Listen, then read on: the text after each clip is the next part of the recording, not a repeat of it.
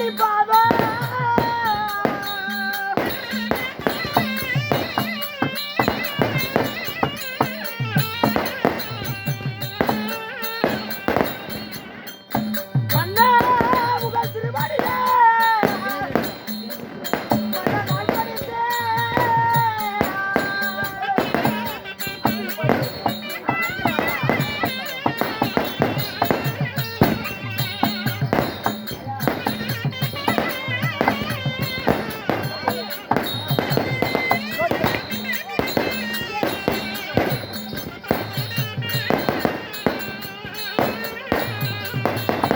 மன்னவர்கள் பாதாரா மன்னவாரி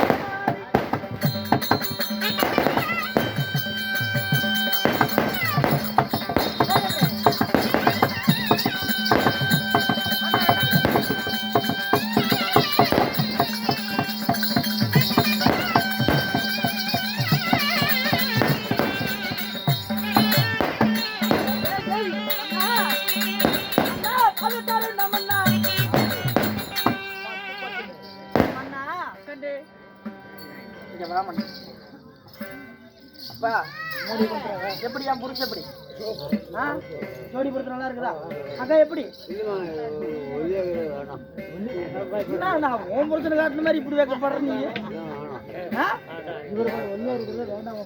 அந்த பையன் அனுப்பிட்டு வேண்டாமா இவரை டைவர்ஸ் பண்ணிட்டு உங்களோட வந்துடுற நாளைக்கு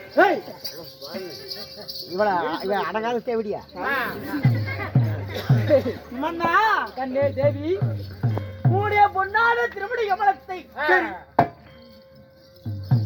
பன்னீரால் கதவி என் பட்டாடையால் துடைத்து மல்லிகை முள்ளிகை கோங்கு மருந்தாரும் இருவாச்சி பழம் போன்ற மலரெல்லாம் போயிட்டு வந்து உன்னுடைய தேவையாக உலகுவல் திருவடி அடிபடிந்தேன் ஆசி வழங்குங்கள் மன்னா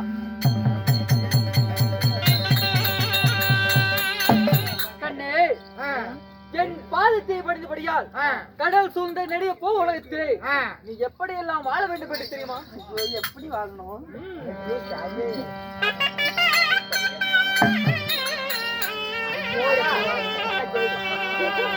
கண்ணப்பாகமது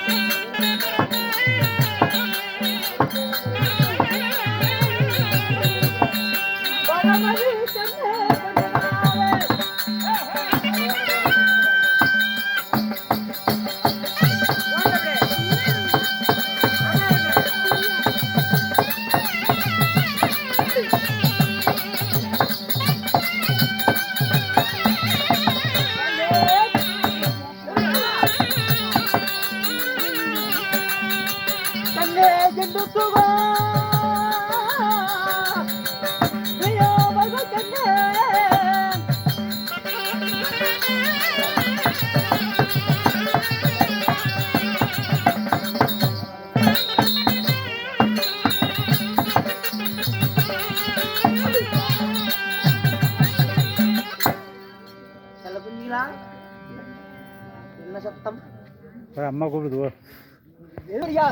கடல் சொந்த நெடி போலத்திலே சீரும் சிறப்போடுமாக வாழ்ந்துட்டு போய் தேவி எப்படி எப்படி ஒரு மனைவிக்கு ஏற்றது என்ன என்ன கணவனிடம் வரக்கூடிய சுகமோடு வாழ்ந்திருப்பாய் தேவி என்று சொல்லுவங்கிட்டே அந்த வார்த்தை இருந்தால் போதும். சரி. உலகமானது இருக்கும் வரை இந்த மனைவியினுடைய ஆயுள் நீண்ட காலம் இருக்குமாமா. சரி. அது போல நீங்கள் கொடுத்த ஆசீர்வாதம் அந்த இறைவன் கொடுத்த ஆசீர்வாதம் ஆகட்டும். வாழ்ந்திருப்பாய் கண்ணே. அண்ணா கண்ணே, இருந்தாலும் இன்றைய தினமாக உன்னை அது சீக்கிரமாக அது மாதிரிதான் அழைத்து வந்து உன்னை அழைத்து வர சொன்ன காரணம் என்னவென்று தெரியுமா? என்ன காரணம் அண்ணா? என்ன காரணம் என்று தெரியுமா? கண்ணே, அன்று நாம் கையிலிருந்து வந்தோமே நம்முடைய மத்திய தேசம். ஆமா, அந்த மத்திய தேசத்திற்கு நான் சென்று வருகிறேன் கண்ணே. அண்ணா என்ன சொல்லி? மத்திய தேசத்திற்கு நான் சென்று வருகிறேன் என்று உரைத்தேன். ஐயோ மன்னா,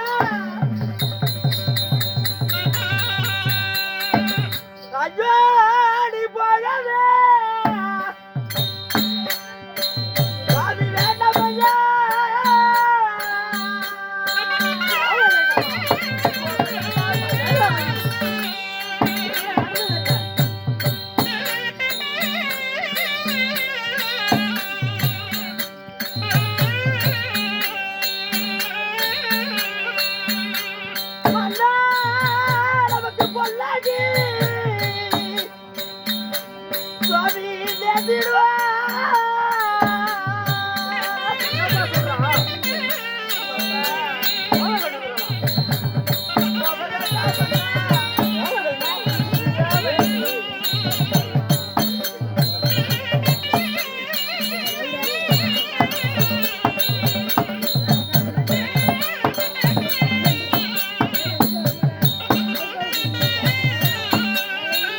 தம்பி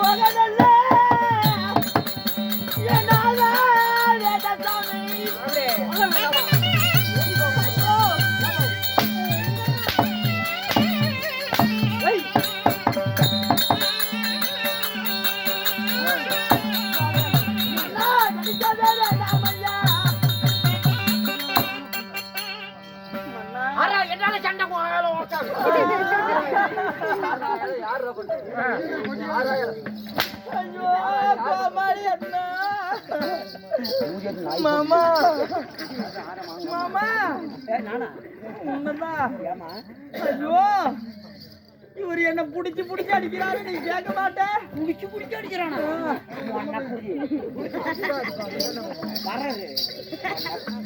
மண்டக்கூலி புடிச்சு புடிச்சு அடிக்கிறேன். மாமாவை புடிச்சு புடிச்சு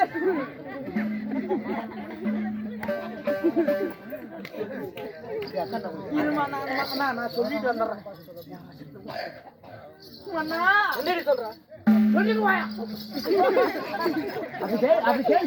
பொண்டாட்டி நான் கூட அப்படி நாம் இழந்த மற்ற தேசத்தை சரி மறுபடியும் போறங்கிறீங்களே, அங்கிருந்து கீச்சகன் சொல்லக்கூடிய அவன் நம்மளை அடித்து உதைத்து அதாவது செய்து அவனிடம் உயிர் பிழைத்து நாம் இங்கு வந்தோம். இப்பொழுது மறுமுறை அங்க போனோம்னு சொன்னா சரி, அந்த பாவை கீச்சகம் பார்த்தா சும்மா விடுவானா?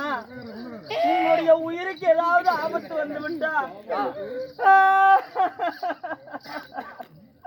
கோமாளி மாமா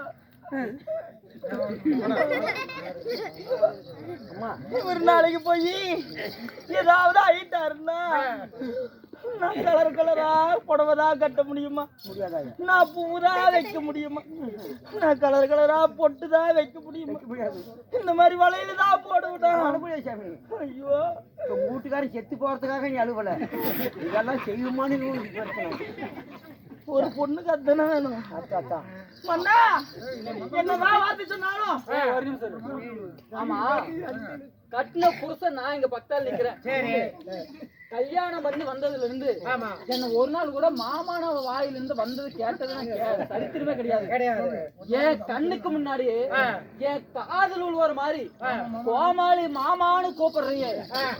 அப்ப உனக்கு இவன் புருஷனா இல்ல யாரு புருஷன்?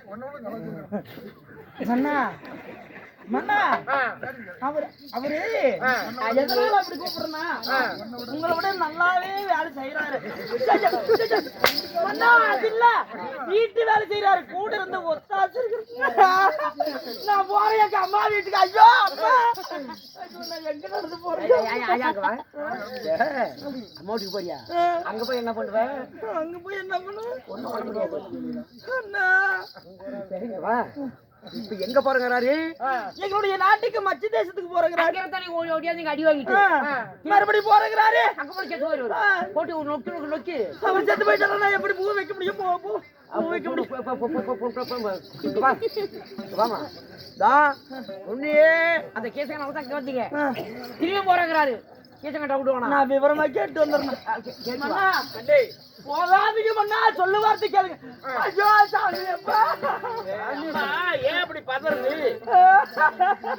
ஏன் இப்படி பதறுது அப்படின்னு கேட்டா என்ன காரணம்? அங்க யாரு உங்களை துரத்தி விட்டுதாரு? கீசகன். கீசகன் இப்ப என்ன ஆனா? கீசகன் மாண்டு மடிந்து விட்டான். கீசகை ஒரு 60,000 சிங்க பலம் படைத்தவன். அப்பேற்பட்ட கீசகனை ஒருத்தன் கொன்னானா? கொன்னவன் அங்கதானே இருப்பான். என்ன கொன்னுட்டாரா?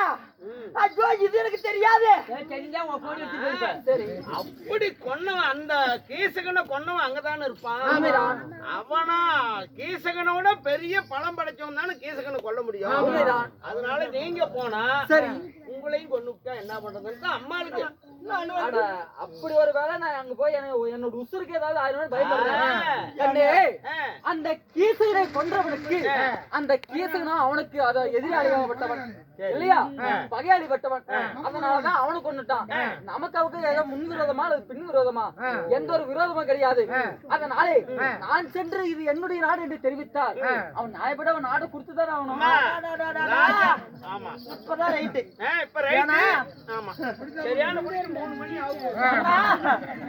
என்னதான் இருக்கட்டும். சரி, இதோ சிறந்த நாட்டை மறுபடியும் பெற்று செல்கிறேன் என்று சொல்லி போயிருக்கிறேன். சரி, ஆகட்டும். ஓய்வா மன்னவா என்று சொல்லி உங்களை உடனடியாக எழுப்புகிறேன். கண்ணே தேவங்கள் ஏந்தி உங்களை மேலதாளத்து நிரந்தரமா.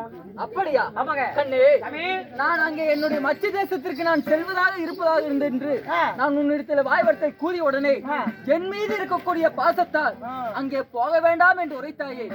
கண்ணே, நீ செத்து போயிட்டு வேண்டாம் பண்றது.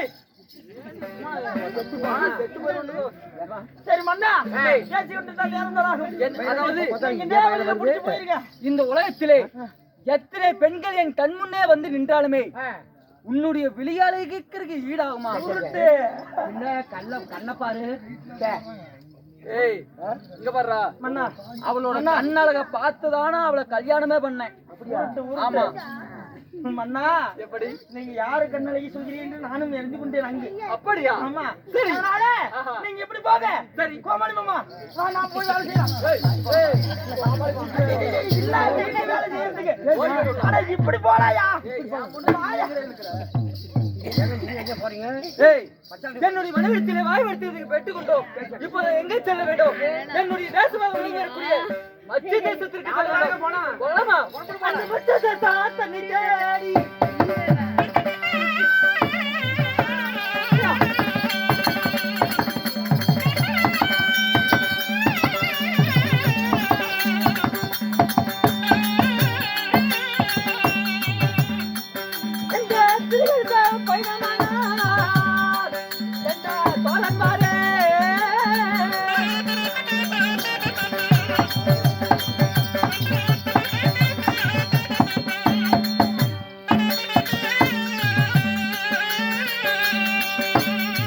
மத்திய தேசத்துக்கு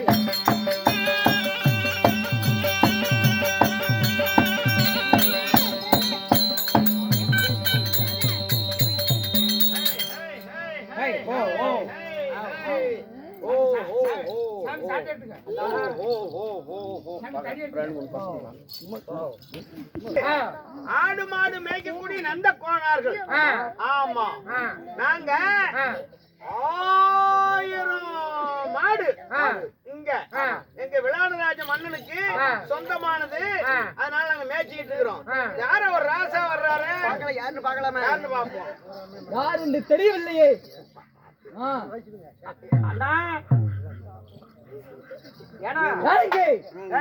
யார் என்று தெரியவில்லை. என்னுடைய மத்திய தேசத்திற்கு நான் சென்று வந்தால் என்னுடைய மத்திய தேசத்திலே ஆடு மாடுகளை வைக்கக்கூடிய இடையர்கள் நின்று கொண்டிருக்கிறார்கள். சரி, இந்த மத்திய தேசமாக வட்டது இந்த திரிகர்த்த மன்னனுக்கு சொந்தம் அல்லவா?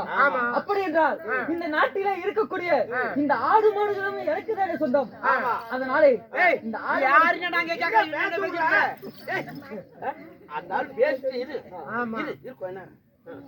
அதனாலே இந்த ஆடு மாடுகளை எல்லாம் என்னுடைய நண்பனாக விளங்கக்கூடிய அந்த அஸ்னாபுரத்திற்கு அழைத்து செல்வோம்.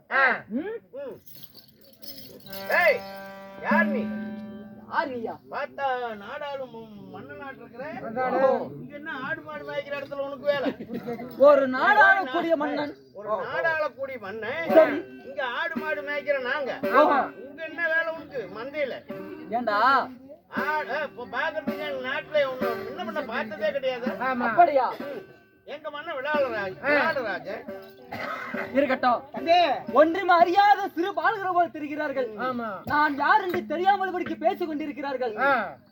ஐயா, இந்த மத்திய தேசம் யாருக்கு சொந்தம் என்று தெரியுமா?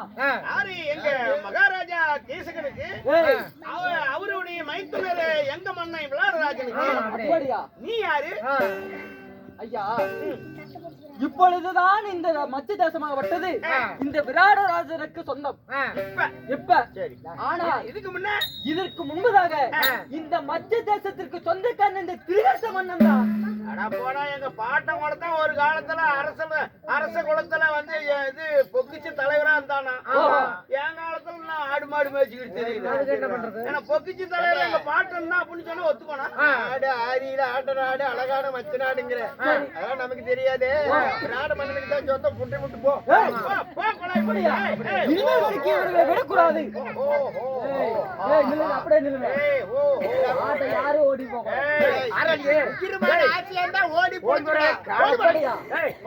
என் உயிர் மீது உங்க மோசமான பையன் நானு. நீ மோசமான ஆளா? பயங்கர மோசம். இந்த குச்சி குடி. எந்த ஊரு நீ? வந்து எங்க நாட்டுல மற்ற நாட்டுல விளாட மன்னனு சொந்தம். விளாட மன்னனுக்கா? அந்த விளாட மன்னனுக்கு இந்த நாட்டை கொடுத்தது நான் போனாங்க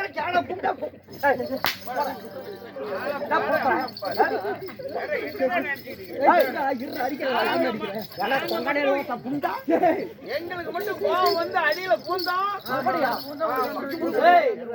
என்னுடைய வீரம் என்ன என்று தெரியாமல் வரைக்கும் என்னை அடித்து விட்டார்கள். இப்போது உயிரை அடிக்கிறேன். உன்னை கொலை மறுபடி வேணா பாதியே.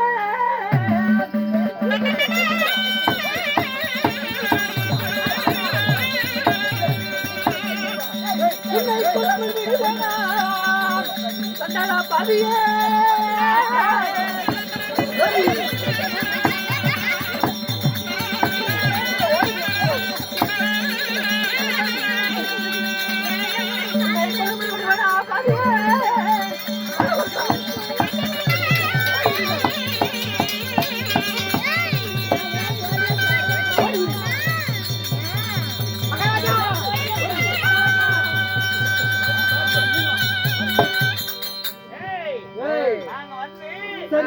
அடிக்கு 1000 மல்லர்கள் நாங்க ஆடு மாடு மேய்ச்சிக்கிட்டு இருந்தோம். அதெல்லாம் ஆடு மாடு அப்படித்தான் கத்தி. நீ அதை கண்டுக்காது, அங்க கண்டுக்காது. அதெல்லாம் எங்க ஆடு மாடு. அதை ஓட்டுறதுக்கு தான் வந்திருக்கிறேன். கம்முனு இரு. 1000 பேரிலே 999 பேர் வெட்டி வீழ்த்து விட்டேன். அதனால நான் போய் இந்த செய்தி எங்க விளாடராஜங்கிட்ட நான் சொல்லி சரி அடிக்கடி வாங்கல ஓஹோ. என் பேர் நந்த கோனாரிடா. ஏய், எப்பேற்பட்ட வீரனாக இருந்தாலும் சரி நான் இங்கே நிக்கிறவன் மன்னனவன் பிடிக்கும். ஏய், நீ மாட்டை ஒட்டுக்கிட்டு போ. என்ன கெதியா அவர்னு பாரு. அப்படியா? நீ யாரை விட அழைத்து வா. நான் இப்பதான் ஆடு மாதிரி